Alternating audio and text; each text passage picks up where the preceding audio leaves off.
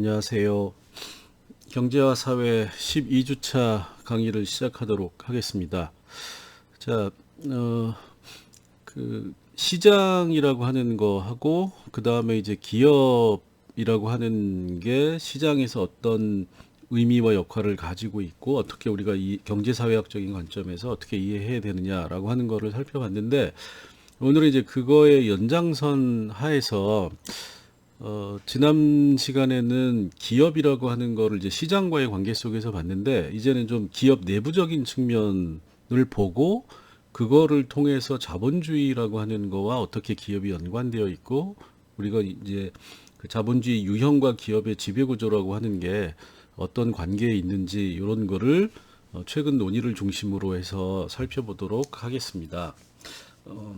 순서는 제목은 자본주의 유형과 기업 지배 구조인데, 이제 강의 내용은 기업 지배 구조를 먼저 설명을 드리고, 그 기업의 지배 구조의 유형에 따라서 우리가 자본주의를 어떻게 구분하느냐, 그리고 그게 이제 경제사회학적으로 어떤 의미가 있느냐, 이런 거를 살펴보도록 하겠습니다. 자, 요거는 뭐 아주 큰 얘기인데, 근대 사회의 구성 요소라고 하는 건데, 근대 사회라고 하는 거는 결국 산업자본주의라고 하는 형태로 경제적인 삶을 살아가는 방식이 이제 거의 확정이 되고, 우리가 이제 그 속에서 살고 있는 거죠. 자, 그래서 여기 보시면 우리가 이제 근대 사회를 구분을 할 때 뭐 꼭 경제 사회학뿐만이 아니라 사회 전체를 놓고 얘기할 때 우리가 국가라고 하는 거하고 시민사회, 그 다음에 경제, 이렇게 이제 세 가지 영역으로 구분을 해요.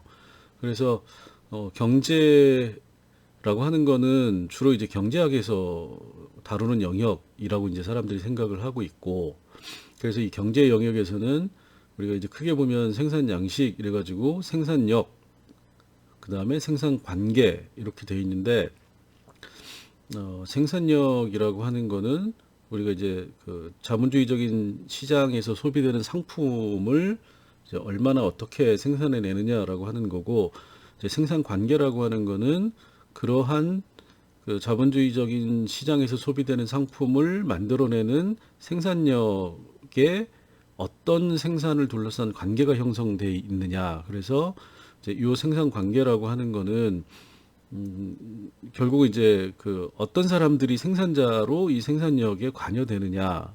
그리고 막스의 표현에 의하면 이제 자본가와 노동자 계급 이렇게 집단으로서 이제 얘기가 되는 거죠. 근데 경제학은 이제 생산 관계보다는 주로 이제 생산력이라고 하는 측면, 그리고 생산 관계에 동원이 되는 노동자라고 하는 거를 하나의 생산 요소로서 이제 이해를 하는 거고, 이제 경제사회학은 그거를 사회학이 강조하는 이제 관계적인 측면에서 생산력보다는 생산 관계에 초점을 맞춰서 이 경제적인 영역을 이제 분석을 하고 있는 겁니다.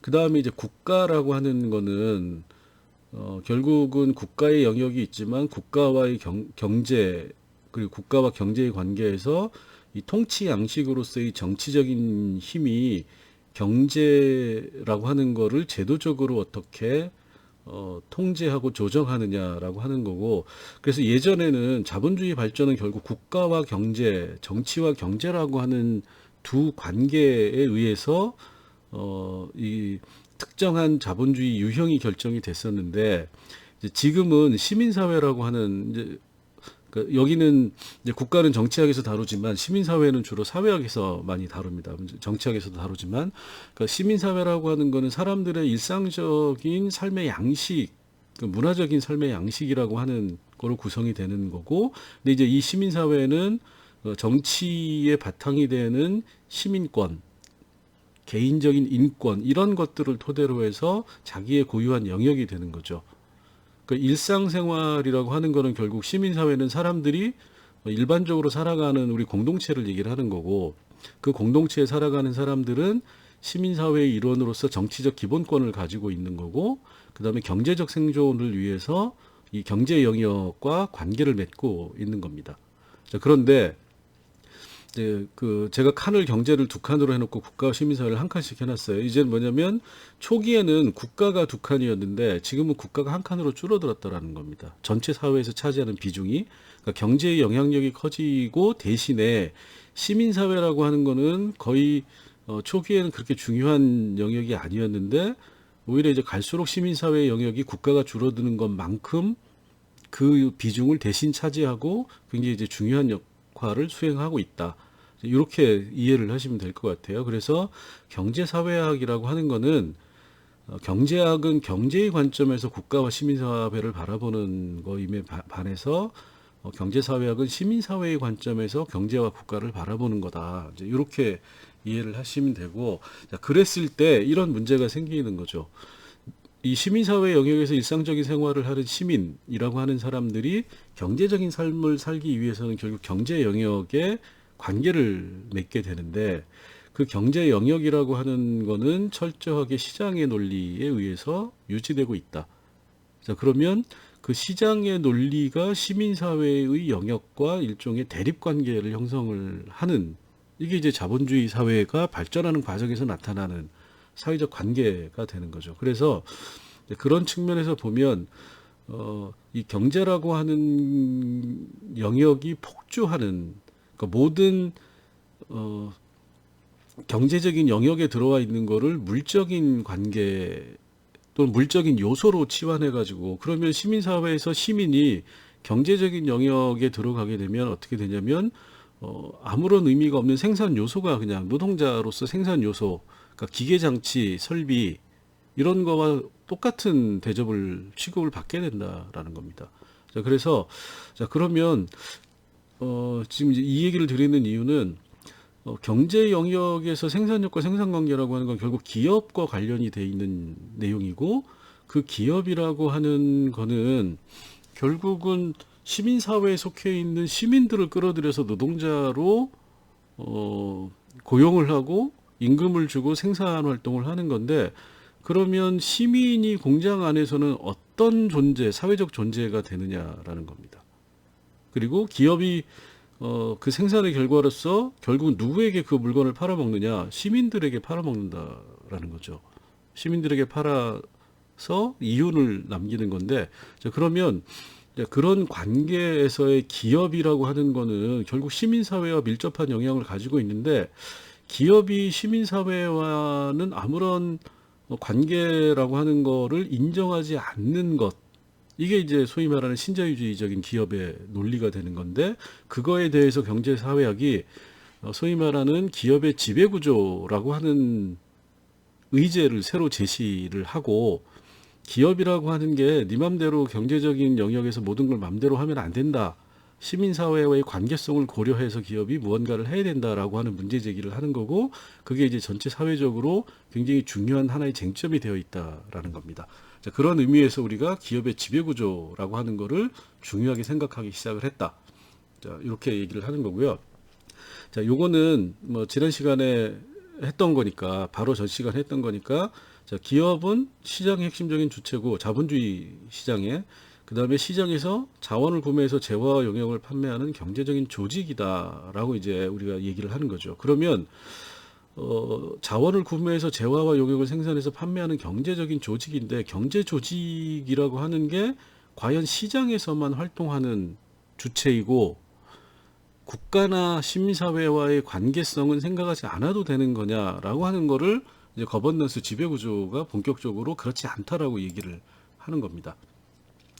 자, 그럼 지배구조는 뭐냐면 기업이라고 하는 거는 결국 다양한 사회적 집단들이 재화와 용역의 생산 판매에 관련돼 있다는 걸 전제를 하는 거예요. 그러면 그 다양한 집단을 우리가 이해관계자라고 얘기를 하고 그럼 이해관계자의 상호작용 관계를 자본의 관계가 아니라 사회적 관계로 규율한 것이 지배구조다라고 보는 겁니다. 자, 그래서 주주, 이사회, 경영자 및 기타 이해관계자라고 돼 있죠. 그러면 주주도 이해관계자고 이사회도 이해관계자고 경영자도 이해관계자고 그 다음에 기타 이해관계자의 영역에 노동자나 소비자가 들어가야 된다. 그래서 기타 이해관계자를 강조하는 게 지배구조예요, 사실은. 그래서 기본적으로는 우리가 이제 내부적으로는 이 자본주의 시장에서 신자유주의 같은 경우에는 지배구조를 이렇게 이해를 하는 겁니다. 주주가 경영자를 규율하는 메커니즘. 그러니까 경제적 조직 내부에서 경제적인 주체로서의 주주가 자신들의 대리자인 경영자를 어떻게 통제하느냐, 이걸 이제 기업 지배구조의 핵심이다라고 보는 건데, 이 위에 있는 정의는 그게 아니라 주주와 이사회 경영자 그리고 기타 이해관계자의 상호작용 관계가 더 중요하다라고 이제 얘기를 하는 겁니다. 자, 그래서 그러면 기업을 둘러싼 이해관계자가 얼마나 되느냐, 이거를 한번 이제 구분을 해보면, 여기 이제 가장 기본적인 거는 기업을 구성하는 거는 경영진이죠. 내부 지배구조라고 하는 거는 경영진이라고 하는 거, 여기 이제 이사회, 주주 이게 다 들어가는 거죠.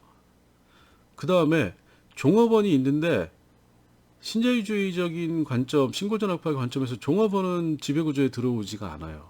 소비자도 마찬가지고 투자자가 주주로서 경영진과 내부 지배구조에 들어와 있는 겁니다. 그 다음에 경쟁업체도 관계가 없고 협력업체도 관계가 없고 다 관계가 없는 거예요. 그러면 신고전학파적인 관점에서 이 기업의 지배구조라고 하는 거는, 기업이라고 하는 거는 경영진과 투자자의 관계다. 투자자가 주주고 경영진은 이 투자자의 이해관계를 대신해서 경영제적 조직을 운영하는 주체가 된다. 이렇게 얘기를 하는 겁니다. 자, 그런데 이 지배구조라고 하는 거를 신고전학파가 아닌 다른 관점에서는 무슨 소리냐, 기업 내에 존재하는 종업원도 기타 이해관계자로서 굉장히 중요하고, 그 다음에 외부 지배구조와 관련된 소비자뿐만이 아니라 이 기업과 거래하는 협력업체나 경쟁업체, 그 다음에 이거에 관련돼 있는 시민사회 영역이 되는 거죠. 지역사회, 비정부단체, 미디어라고 하는 시민사회도 간접적인 이해관계자이고, 정부도 정책을 통해서 간접적으로 얽혀있는 이해관계자이다. 그러면 지배구조는 다양한 이해관계자, 오히려 기타 이해관계자에 속하는 모든 사람들의 이해관계를 반영해서 공동체 내에서 경제적 조직으로서 활동을 해야 된다라고 하는 게 기업 지배구조론이 얘기하는 겁니다. 자, 그러면 우리가 이제 일반적으로 요거는 그 경제학에서 기업을 얘기할 때 얘기를 하는 거예요. 경영학에서도 이렇게 얘기를 하는 겁니다. 그러니까 좁은 의미에서의 기업 지배구조라고 하는 거는 주주총회 투자자들이죠. 주주총회 투자자이면서 소유자들이죠. 주주들이 모여있는 총회에서 이사회를 선출하고, 이 이사회가 재화와 용해의 생산, 유통, 판매를 담당을 하게 되는 겁니다. 운영을 담당을 하게 되고, 주총이 그러면 별도로 감사위원회를, 감사를 선정을 해서 이사회가 제대로 하고 있는지를 관리 감독하는, 이런 형태가 내부적인 최소한의 지배구조가 되는 겁니다. 이게 이제 일반적으로 여러분들이 이해하는 모든 기업은 대부분 우리나라 같은 경우에는 이런 구조를 가지고 있어요. 자, 여기 보시면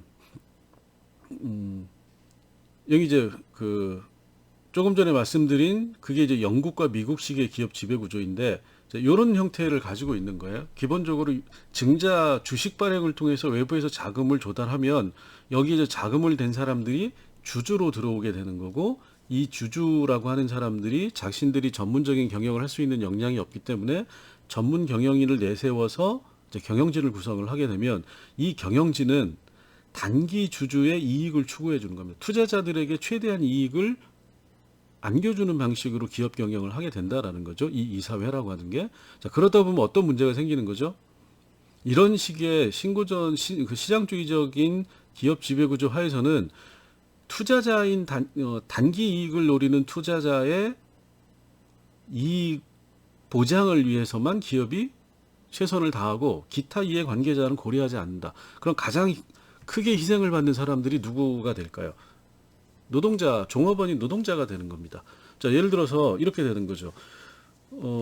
지금 이제 GM이나 쌍용 같은 경우에도 문제가 생기는 건데, 현대중공업도 마찬가지고, 삼성 같은 경우에도 지금 LCD 시장에서는 도망가 버렸죠. 자, 주주의 이익이라고 하는 거는 투자 자본 대비 수익률이 얼마나 나타나느냐인 거죠. 수익률을 높이기 위해서는 어떻게 되죠? 매출을 올리거나. 자, 근데 매출이 안 올라가요. 그러면 어떻게 되죠? 매출이 안 올라가면 비용을 줄여야 됩니다. 자, 그러면 생산에 있어서 필요한 고정 자본이라고 하는 시설 설비, 원자재를 줄일 수는 없어요. 자, 그러면 남은 게 뭐죠? 노동자를 줄이는 겁니다. 구조조정이라고 하는 게 이 형태에서는 일상화되는 겁니다. 매출이 올라가서 수익률이 올리면 오케이. 매출이 늘어나지 않아서 수익률이 떨어지면 주주의 이익률이 떨어지기 때문에 노동자를 자른다라고 하는 게 공식적인 어떤 하나의 원칙처럼 작용을 하고 있는 겁니다.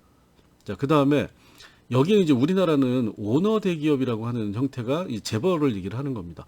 오너 일가가 대주주로서 이제 오너 일가의 이익을 추구를 하게 되고, 그러면 이 이사회라고 하는 거는 오너 일가만을 위해서, 자, 삼성전자의 이재용이 지금 재판을 받고 있죠. 그 이유가 뭘까요? 전체 삼성전자에 투자한 사람, 삼성그룹에 투자한 사람들 주주의 이해관계도 아니고 주주의 이해관계를 배신하고 이재용의 유산 상속을 위해서 주가를 조작을 한 거잖아요. 자, 그러면 어떻게 되냐면 내가 투자한 돈의 가치가 특정한 주주 중에 일부인 사람들을 위해서 이 사람들이 사기를 당하는 겁니다. 이게 이제 오너 대기업의 가장 큰 문제가 되는 거죠. 자, 그래서 이상적인 모델이라고 해서 이제 그 미국에 있는 교수가 어떤 얘기를 했냐면, 자, 이런 전통적인 영미 방식의 문제점, 오너 대기업이 있는, 이런 오너 대기업이 우리나라만 있는 게 아니라 외국도 이제 이런 오너 대기업이 많이 있기 때문에 이런 방식보다는 이상적인 기업의 지배 구조는 시장주의적인 관점에서도 단기 이익이 아니라 장기적인 이익을 추구하는 그 주주로 투자가 구성이 돼야 되고, 그 다음에 이 이사회가 독립성을 가지고 기타 이해관계자들의 이익을 동시에 고려하는 방식으로 가는 게 가장 이상적인 모델이다. 그래서 여기 이제 이해관계자의 기타 이해관계자의 고객, 소비자죠. 그 다음에 노동자, 주주, 그 다음에 지역사회라고 하는 기타 이해관계자의 이익이 같이 기업의 그 운영, 조직 운영에 반영이 되어야 된다. 이렇게 이제 일반적으로 얘기를 하는데, 결국은 시장주의적인 관점에서도 현재의 기업 지배구조, 영미식의 또는 우리나라식의 재벌가의 기업 지배구조는 상당한 문제점이 있다라는 얘기들을 하고 있는 겁니다. 자, 이런 관점에서 봤을 때 이 독일이나 일부 유럽 같은 경우에 의사결정 구조가 영미식하고는 좀 다르게 돼 있어요. 자, 여기 이렇게 보시면 거꾸로 돌렸네요. 자, 여기는 보면 주주인 투자자들이 이사회를 뽑고 이사회 이제 이렇게 돼 있는 거죠. 자, 주주와 이사회, 그 다음에 감사라고 하는 요 세 가지는 전부 다 주주의 이해관계를 대변하는 걸로 이 기업의 실제 운영 조직이 꾸려져 있다라는 겁니다. 자, 그런데 독일이나 유럽 같은 경우에는 기업의 내부적인 조직 구조가 다르게 돼 있다라는 거예요. 어떻게 돼 있냐면 이사회를 꾸리는데 이사회가 기업 경영을 하는 우리나라의 이사회가 있고 중간에 감독이사회라고 하는 별도의 이사회가 존재를 해서 이 감독이사회가 집행이사회를 관리감독을 한다. 그런데 이 감독이사회는 주주의 대표, 그 다음에 노동자 대표로 구성이 된다는 겁니다. 그러니까 기본적으로 기업의 내부 의사결정 구조에 노동자 대표가 공식적으로 이사회라고 하는 전략적 의사결정 단위에 참여하는 방식으로 기타 이해관계자를 반영하는 조직 운영 구조를 가지고 있다. 자, 그럼 어떻게 되죠? 지배구조가 다르게 되는 거죠. 영미식과 독일식은 다르게 돼 있는 거고, 여기서 말하는 이상적인 모델에 훨씬 더 독일 유형이 가깝다라는 겁니다. 왜? 기타 이해관계자가 고려되어 있기 때문에. 자, 대표적으로 여러분들이 갖고 싶어하는 차 중에 하나죠. BMW. 여기 이제 BMW 같은 경우에 이렇게 돼 있다라는 겁니다. 주주대표와 노조 추천해가지고 50%씩 해서 이 사람들이 감독이사회, 경영이사회는 주주가 100% 추천. 그래서 이 사람들이 회사 조직을 운영한다. 그래서 이 기타 이해관계자라고 하는 게 감독이사회라고 하는 구조에 반영이 되어 있다. 공식적으로, 제도적으로. 그 다음에 이런 거에 따라서 미국도 소위 말하는 사회이사라고 하는 거를 이사회 내에 첨부하는 방식으로 변화해 왔다라는 거예요. 이제 우리나라도 지금 현재 이 사회이사 제도를 도입해서 하고 있죠. 근데 이 사회이사라고 하는 거는 결국은 경영감시를 목적으로 해가지고 이사회에 참여하는 독립적인 이사를 얘기를 하는 건데, 우리나라 같은 경우에는 이 사회이사라고 하는 게 대부분 기존의 이사회 또는 이 소유자인 대주주와 친한 사람들로 구성이 되다 보니까 거의 작동을 못하게 되는 거죠. 그 다음에 또는 사회이사라고 해서 시민사회단체에 있는 사람들을 사회이사로 불렀는데 이 사람들이 실질적인 역할을 거의 하는 경우가 없다. 대표적으로 안철수나 박철순이래요. 박원순 같은 사람도 그 예전에 포스코나 이런데 그 대기업의 사회이사 역할을 한 적이 있었는데 실제로 이 사람들이 사회이사로서 경영감시에 적극적인 역할을 한 적이 없다. 그거는 뭐냐면 이사회에 올라와 있는 의제에 대해서 본인들이 문제를 제기하거나 적극적으로 그거에 대해서 다른 의견을 제시하는, 그래서 의제가 수정되거나 바뀐 적이 별로 없다라는 거예요. 그건 뭐냐면 형식적으로 참여해서 이사회 사회이사로서 받는 월급 받아 먹고 그냥 집에 갔다라는 겁니다.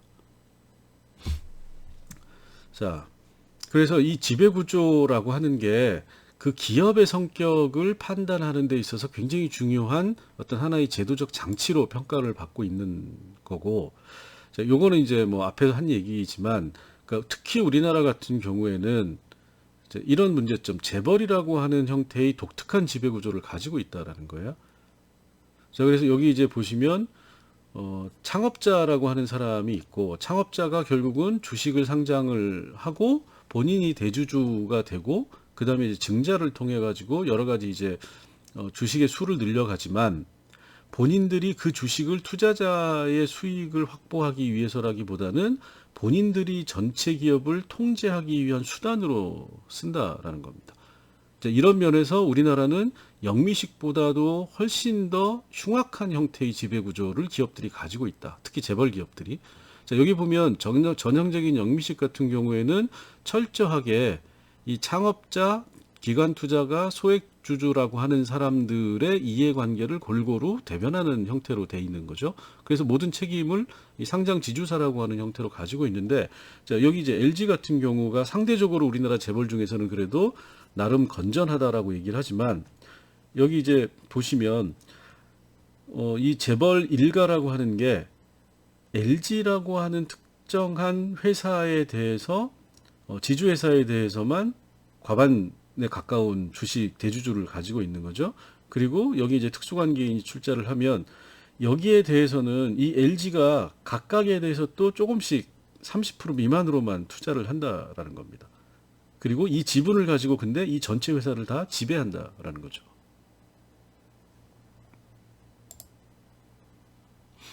자, 요게 이제 문제가 됐던 삼성인데, 여기 이제 보시면 삼성생명과 삼성전자,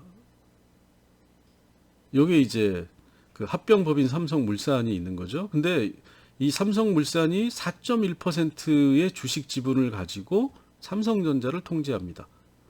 자, 그러면 합병법인이 삼성물산의 대주주는 누구냐? 이재용이 되는 거죠. 그리고 이 이재용의 개인 돈이 아니고 이재용은 삼성물산을 지배하고 삼성물산은 삼성생명과 삼성전자, 삼성바이오로직스, 삼성 SDI를 지배하는 구조입니다. 자, 그러면 여기에서 4.1%밖에 안 가지고 있는 삼성전자를 통제하는데, 이 삼성전자가 또 삼성카드, 삼성전기, 삼성바이오로직스, 삼성 SDI를 또 통제하고, 삼성생명이 삼성증권 이렇게 되는 거죠. 그러면 이 전체에서 삼성그룹 전체에서 이재용 일가가 가지고 있는 주식 비중은 3%가 안 돼요.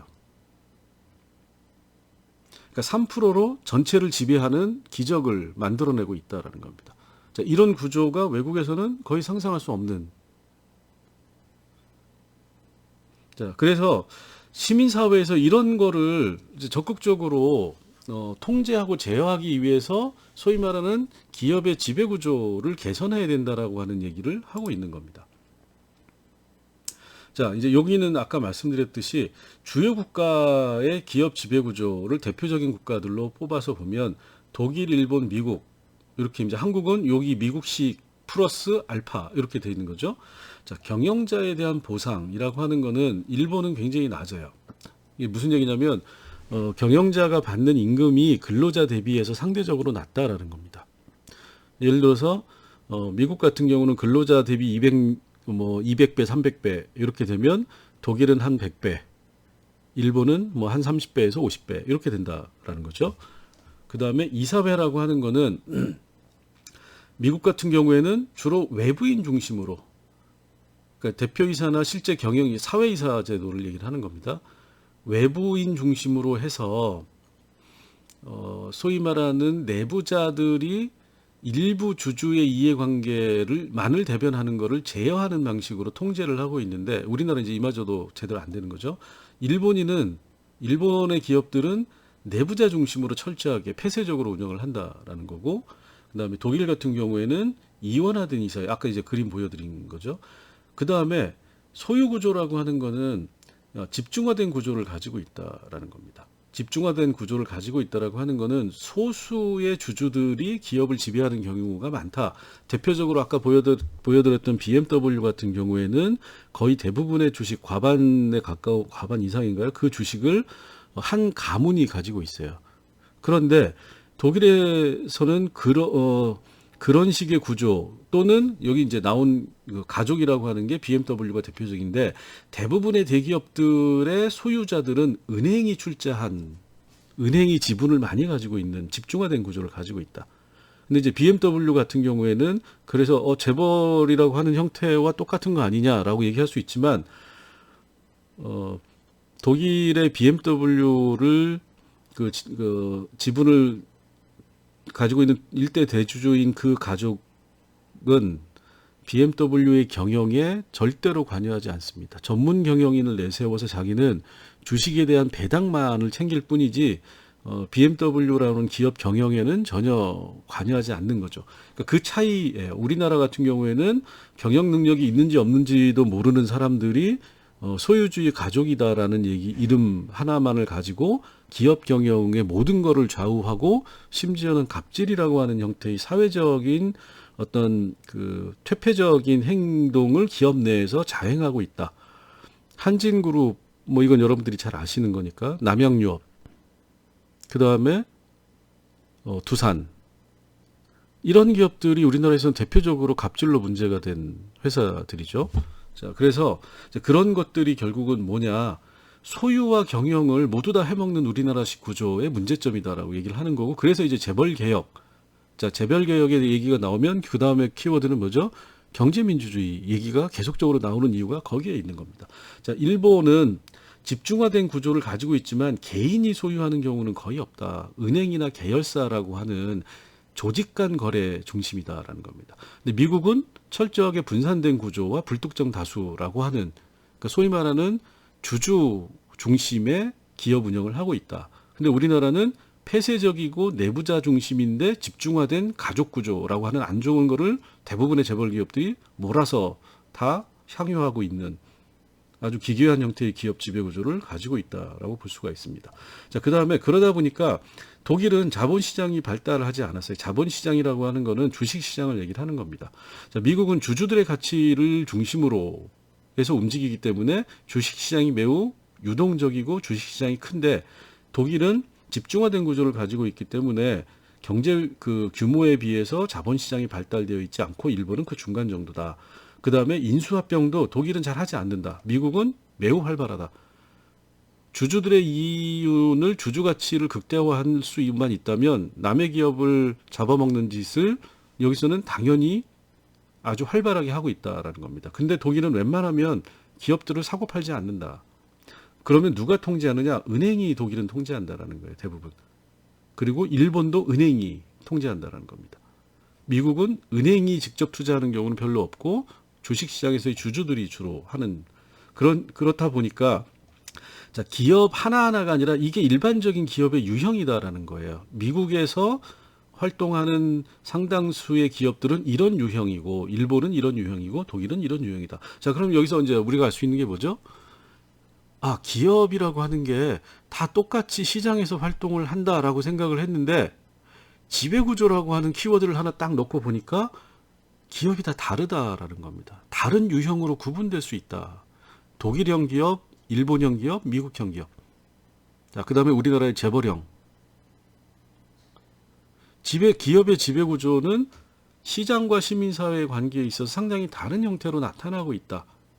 이렇게 이제 우리가 생각을 할 수 있는 거고, 자, 여기 이제 우리나라하고 일본하고를 자꾸 비슷한 유형으로 생각하는 분들이 많은데, 완전히 다르다라는 겁니다. 뭐냐면, 일본은 법인자본주의, 그러니까 개인이 이 시장 기업들을 좌지우지하는 게 아니라 법인이라고 하는 조직이 기업들을 좌지우지하는 형태다라는 거예요. 그러니까 다른 기업이 특정한 기업의 주인, 그러니까 서로 물고 물리는 관계다. A 기업이 B 기업을 통제하고, B 기업이 C 기업을 통제하고, C 기업이 D 기업을 통제하고, D 기업이 A 기업을 통제하는, 서로 상호 견제하는 방식의 집단적 지배 구조를 가지고 있다라는 겁니다.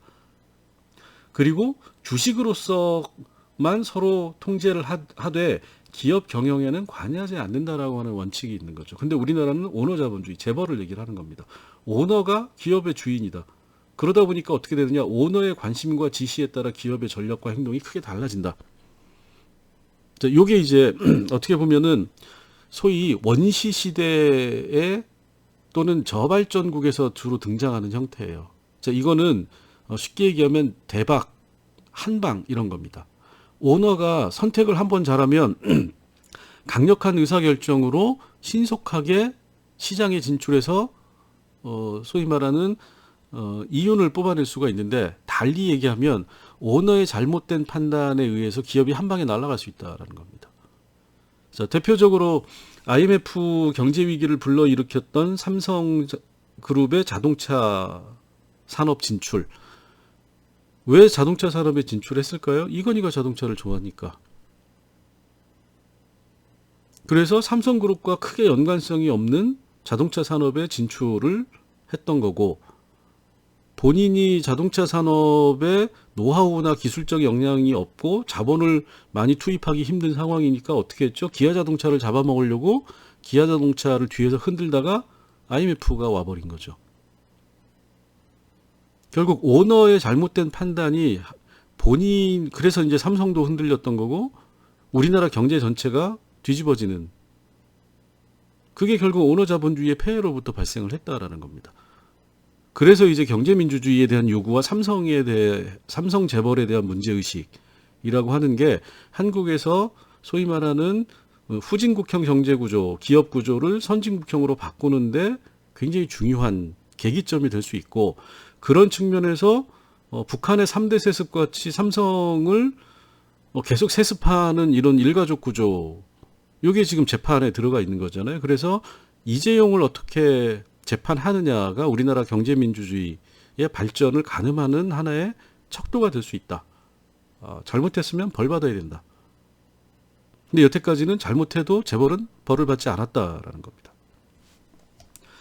자, 여기 이제 읽어보시면 되고,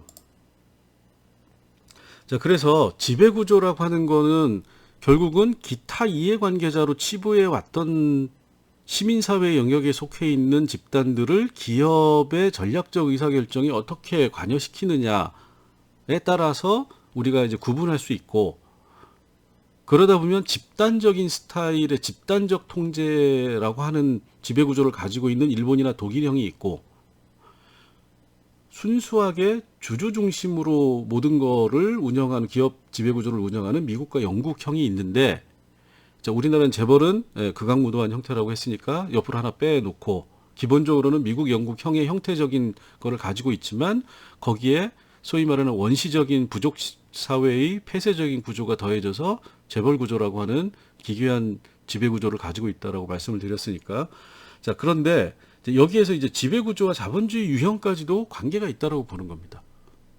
뭐냐면 앞에서 얘기한 지배 구조에서 집단적인 기업 간 관계라고 하는 거를 특징으로 하는 일본이나 독일 은행 중심의, 또는 다른 기업이 기업을 통제하는 이런 형태의 집단적인 중앙 집중화된 구조를 가지고 있는 일본이나 독일의 지배구조형에서 발생하는 자본주의 유형과 주주 중심의 자본주의 유형이 다르다. 자, 뭐죠? 기업의 지배구조가 다르면 시장이 작동하는 자본주의 형태도 달라진다라고 하는 결론으로 나아가고 있는 겁니다. 자, 그래서 그거를 90년대 이후에 이제 이 얘기가 굉장히 본격화됐어요. 그래서 자본주의의 다양성, 다양한 자본주의, 자본주의 유형이라고 하는 학술적인 논의가 활발해졌는데 그 논의 과정에서 나온 자본주의 유형이 크게 보면 두 가지가 됩니다. 하나는 영국과 미국식의 주주자본주의, 그 다음에 일본이나 독일식의 이해관계자 자본주의, 이렇게 되는 거죠. 그리고 이 이해관계자 자본주의와 주주자본주의는 결국 경제 영역에서 활동하는 기업의 기업 지배구조로부터 이게 유출해서 나왔다라는 거예요. 자, 그러면 어떻게 다르느냐? 지배구조가 다르면 경영 목표, 기업들의 행동 방식이 달라진다라는 거예요. 자, 여기는 수익이 얼마나 났느냐가 중요한 게 아니라 시장 점유율을 중요시한다라는 거예요. 왜 시장 점유율이 중요할까요? 당장 수익이 조금 나더라도 장기적으로 그 기업이 존속하는 거에 훨씬 더 우선순위를 둔다라는 겁니다. 자, 그럼 어떻게 되죠? 기업이 장기적으로 존속하는 거에 우선순위를 두면 다양한 이해관계자, 즉 기업의 안정성에 초점이 맞춰진다라는 거예요. 기업이 안정돼야 오래 유지 존속할 수 있고, 유지 존속이 가능한 가능성이라고 하는 거는 시장 점유율이 높으면 당장 수익이 안 나도 오래 갈 수 있다. 이런 논리가 되는 거죠. 자, 그러면 기업의 안정성을 확보하기 위해서 필요한 게 뭐냐? 이해관계자의 이익을 우선시한다. 그리고 이 이해관계자가 잘못 눌렀네요. 이해관계자의 대주주뿐만 아니라 노동자와 거래 관계에 있는 사람, 협력 관계, 외부 이해관계자죠. 이런 사람들의 이해관계자를 일본이나 독일은 포함하고 있다는 겁니다. 자, 예를 들어서 우리나라 70년대, 80년대 일본이나 독일 기업들의 하청을 받아가지고 물건을 생산하는 기업들이 우리나라 지금도 많지만 예전에도 많았죠. 자, 그런데 이런 일이 있었어요. 예전에 어느 와이셔츠를 일본으로부터 주문받아가지고 생산하는 조그만한 중소기업이 있었는데 회사에서 불이 났어요. 그러니까 우리나라 공장에 불이 타가지고 다 없어졌습니다. 그냥 어떻게 될까요? 회사 망한 거죠. 근데 일본의 거래 관계에 있던 그 기업이 공장을 새로 지을 돈을 빌려주겠다. 나중에 갚아라. 왜? 너네는 좋은 물건을 낮은 가격에 안정적으로 공급하는 우수한 우리의 협력사고 너네 같은 애들이 있어야 우리가 더 잘 될 수 있다. 장기적으로. 너네가 망하면 우린 거래선 바꾸면 되긴 하지만 너네 같은 거래소를 찾기 힘드니까 우리가 돈 빌려줄게. 이렇게 해가지고 제기한 사례가 있습니다. 자, 이게 뭐죠? 회사의 안정성. 우리가 시장 점유율을 지속적으로 안정적으로 높게 가져가기 위해서는 안정적인 기업의 안정성이 필요하다라고 하는 전체적인 관점에서 그런 관계가 형성이 될 수 있다는 거예요. 근데 미국이나 영국은 그런 거 없다라는 겁니다. 망했어? 그럼 우린 거래선 바꿀게. 끝. 왜? 당장 수익이 안 나니까. 자, 그래서 경영을 평가할 때도 여기는 시장 점유율, 매출액, 자산 이런 게 중요한데 주주자본주의에서는 그게 아니라 이익률이 어떻게 되느냐라고 하는 거를 보는 방식으로 기업이 다르게 행동을 한다는 거예요. 즉 기업의 지배구조가 기업의 다른 행위로 나타나고 이런 개별 기업들의 행동이 모여서 상이한 형태의 자본주의를 만들어간다. 이렇게 되는 겁니다. 자, 그러면 어떻게 되죠? 자본주의는 똑같은 자본주의가 아니다라고 보는 거예요. 자, 그 다음에 자금 조달도 자, 이해관계자에서는 뭐죠? 주식이 아니라 은행이 중요하다. 주주자본주의에서는 뭐죠? 은행보다는 주식이 중요하다. 이렇게 되는 겁니다. 자, 그 다음에 경영권을 행사하는 이게 이제 결국은 기업의 안정성을 만들어가는 방식이고, 자, 그러면 은행들이 경영권을 주로 행사하는 거죠. 주주자본주의에서는 주주, 이사회, 주주의 그 대리인 이사회 이런 사람들이 경영권을 행사를 하는 거고, 그 다음에 이제 경영자를 임명한다라고 하는 건 임명이라고 생각을 하시면 돼요. 자, 일본 같은 경우는 웬만하면 경영자를 바꾸지 않는다. 독일은 금융기관들이 대주주니까 금융기관이 경영자를 임명한다. 근데 영미식에서는 사회이사회가 수시로 임명한다. 쉽게 얘기하면 대표이사가 수시로 바뀌고 이사회 멤버들이 수시로 바뀐다라는 거예요. 그다음에 경영의 투명성 측면에서는 내부적인 거래 중심이기 때문에 이쪽에서는 주주들을 상대로 해서 우리가 어떻게 경영을 해서 얼마나 이익이 났다는 것을 지속적으로 밝혀줘야 된다는 겁니다. 근데 여기서는 기본적인 것만 하고 웬만하면 기업의 시장 점유율이나 어차피 단기적인 이익과는 관계가 없다기보다는 단기적 이익을 중요시하지 않기 때문에 경영의 투명성 측면에서는 약간 떨어진다. 그 다음에 경영 방식도 내부적인 관계. 이쪽에서는 아웃소싱, 구조조정이죠. 자, 그럼 우리나라가 작동하는 시장에서 기업들이 행동하는 형태를 보면 기본적으로 이 형태를 가지고 있다라는 거죠. 요새 전부 다 구조조정하고 아웃소싱 하는 거잖아요.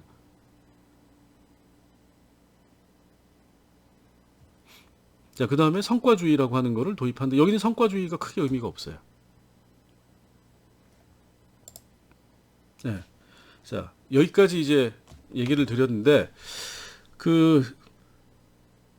결국은 시장주의라고 하는 거를 얘기하는 신고전학파라고 하는 거는 이런 방식으로 자본주의를 이해를 하고 이런 방식으로 자본주의가 발전해 나가는 게 결국 뭐죠?